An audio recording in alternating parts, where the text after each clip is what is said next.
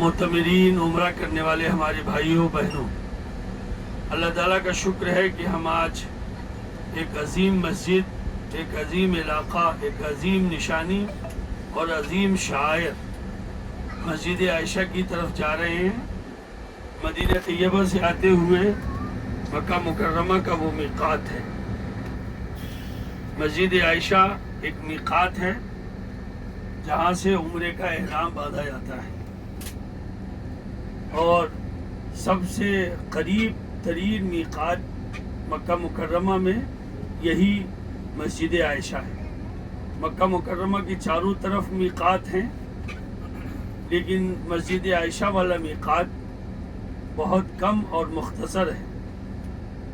اس سلسلے میں معزز ماں بہنوں کے لیے بڑے گرو کی بات ہے، خوشی کی بات ہے، اور اللہ تعالیٰ کے شکر کا مقام ہے کہ ماں عائشہ صدیقہ رضی اللہ تعالی عنہا کی برکت سے اللہ تعالیٰ نے یہ میقات عطا کیا۔ ویسے حضرت عائشہ صدیقہ رضی اللہ تعالی عنہا کی برکت اسلام میں بار بار نصیب ہوئی۔ یہ جو تیمم کا مسئلہ ہے، یہ تیمم کا مسئلہ بھی ماں عائشہ صدیقہ رضی اللہ تعالی عنہا کی رعایت میں اللہ تعالیٰ نے قیامت تک کے تمام اس مسلمانوں کو عطا فرمایا۔ حضرت عائشہ کی بہت سی برکتیں اسلام میں ہیں۔ بہرحال یہ موضوع نہیں ہے، لیکن آپ خواتین کے لیے جو ہمارے ساتھ سفر کر رہی ہیں ان کو اس بات پر اللہ تعالیٰ کا شکر ادا کرنا چاہیے کہ اسلام میں مرد ہو یا عورت، دونوں کے عمل کا بڑا رتبہ اور اجر ہے۔ بار بار قرآن مجید میں اس طرح کی آیتیں آئی ہیں، من عمل صالحا من ذکر او انثى وهو مؤمن فلنحيينهم حیاتا طیبہ، کہ جو شخص بھی نیک عمل کرے گا، خواہ مرد ہو یا عورت۔ ایسا نہیں ہے کہ رتبے سب مردوں کے ہیں، عورتوں کا بھی رتبہ اسلام میں برابر سرابر ہے۔ ہاں، تقسیم کار یعنی کام کرنے کی ذمہ داری میں مرد عورتوں میں فرق ہے۔ اللہ تعالیٰ نے عورتوں پر جو ذمہ داری دی ہے وہ گھر کی ذمہ داری دی ہے، وہ دیکھ ریکھ کی ذمہ داری دی ہے، وہ ذمہ داریوں کے ادا کرنے کی ذمہ داری دی ہے۔ بچوں کی پرورش و پرداخت بھی بہت بڑا کام ہے۔ آج دنیا میں جتنے اچھے لوگ ہیں ان کے پیچھے ان کی اچھی مائیں ہیں۔ مائیں جتنی اچھی ہوں گی بچے اتنے اچھے ہوں گے۔ اس لیے ہماری خواتین کو بھی یہ بات اپنے ٹارگٹ میں بنانا چاہیے، رکھنا چاہیے کہ ہمارے گود میں پلنے والے بچے پکے سچے مسلمان بنے۔ اس لیے کہ عورتوں کو سب سے بڑی ذمہ داری یہی دی گئی ہے، اور پھر ان کی خدمت کے لیے، ان کی نازبرداری کے لیے، ان کی دیکھ ریکھ کے لیے ساری ذمہ داری مردوں کو دی گئی۔ مرد کمائیں گے، مرد نوکری کریں گے، مرد ملازمت کریں گے، مرد پیسے لائیں گے، مرد بازار کریں گے، مرد سودا سلف کریں گے، مرد عورتوں کی ساری ناز برداری کریں گے۔ عورت کا بس ایک کام ہے کہ وہ شوہر کو خوش رکھیں گی اور اپنے گود میں پلنے والے بچوں کی صالح سچی تربیت کریں گی۔ عورتوں کی تربیت سے ہی بڑی بڑی شخصیتیں پیدا ہوئیں، بلکہ جیسا کہ میں نے آپ سے عرض کیا، دنیا میں جتنی بڑے لوگ گزرے ہیں ان کے پیچھے ان کی دراصل مائیں تھیں۔ حضرت عبد القادر جیلانی کی کوئی خصوصیت اگر ہے تو ان کی ماں کی وجہ سے ہے۔ اس موضوع پر بہت کچھ آپ کو کہا جا سکتا ہے، لیکن ہمارا سفر مختصر ہے۔ ہم ابھی مسجد عائشہ کی طرف جا رہے ہیں۔ مسجد عائشہ، ظاہر سی بات ہے کہ اس مسجد کو نام حضور پاک صلی اللہ علیہ وسلم کے ایک عمل سے ملا کہ حضور پاک صلی اللہ علیہ وسلم کا آخری حج تھا۔ اسی حج کے 2.25 مہینے کے بعد آپ اللہ کو پیارے ہو گئے۔ آخری حج کو حجۃ الوداع کہتے ہیں، وداع یعنی رخصتی۔ تو بس یہ آپ کا آخری حج تھا۔ اس حج میں آپ نے تمام بیویوں کو اپنے ساتھ جانے کا حکم دیا، چنانچہ ساری بیویاں گئیں۔ آپ صلی اللہ علیہ وسلم کی متعدد بیویاں تھیں۔ اللہ تعالیٰ کی طرف سے آپ کے لیے خصوصی اجازت تھی، خصوصی گنجائش تھی، اور یہ شادیاں کوئی موج مستی کے لیے نہیں تھیں، بلکہ اللہ کے نبی حضرت محمد صلی اللہ علیہ وسلم سے انتساب اور نسبت کے لیے تھی۔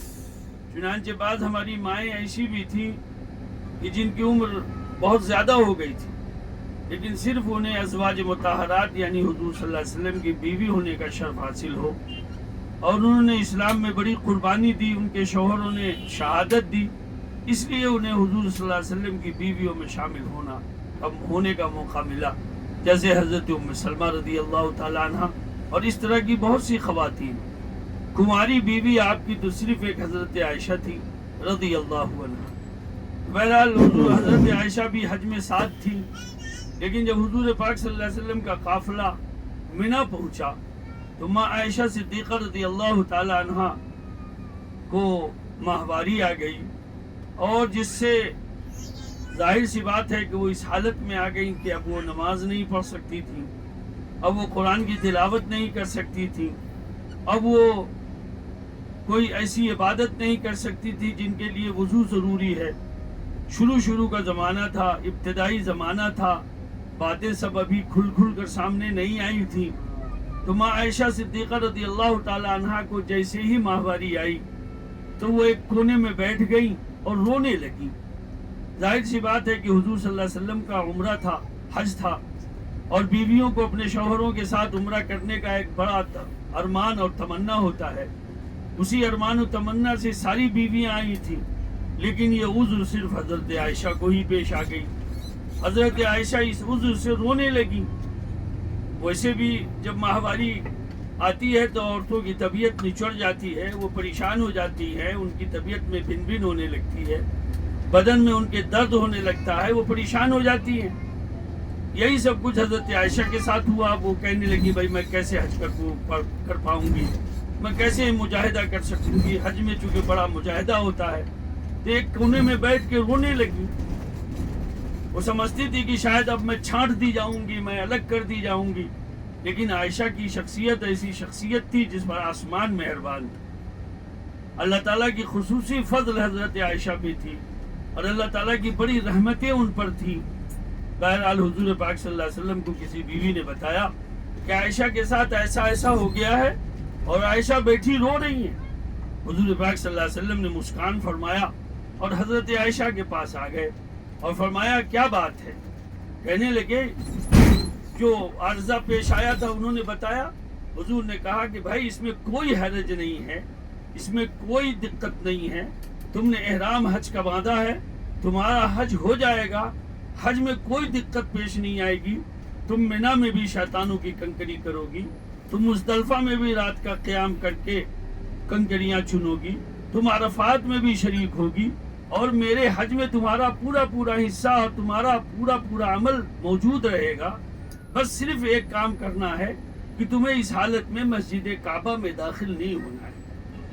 اور حج کی آپ نے پرمیشن دے دی۔ معزز ماں اور بہنیں، ہم لوگ حج میں ہوتے ہیں، بہت سی ماں اور بہنوں کے ساتھ یہ مسئلہ ہوتا ہے، جو یہ ظاہر ہے اس پر کسی کا کنٹرول نہیں، قابو نہیں۔ یہ اللہ تعالیٰ کی طرف سے بناتے حوا کو ایک بیماری دی گئی ہے، اور یہ وہ بیماری ہے جس بیماری کے ذریعے توالد و تناسل یعنی نسلیں بڑھتی ہیں۔ اگر عورتوں کی ماہواری بند ہو جائے تو ان سے یہ سلسلہ رک جائے، یہ تو اللہ تعالیٰ کی نعمت ہے۔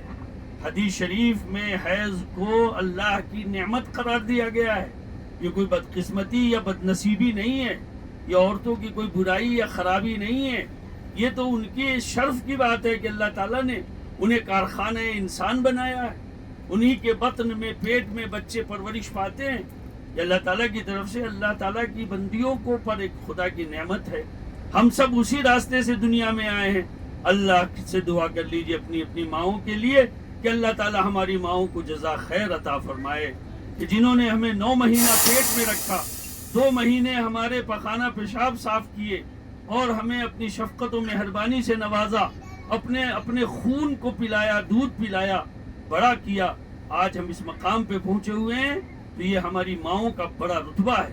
اس لیے ماؤں کا درجہ کبھی ادا نہیں کیا جا سکتا، کبھی بھی ماں کی خدمت کر کے ان کا حق ادا نہیں کیا جا سکتا۔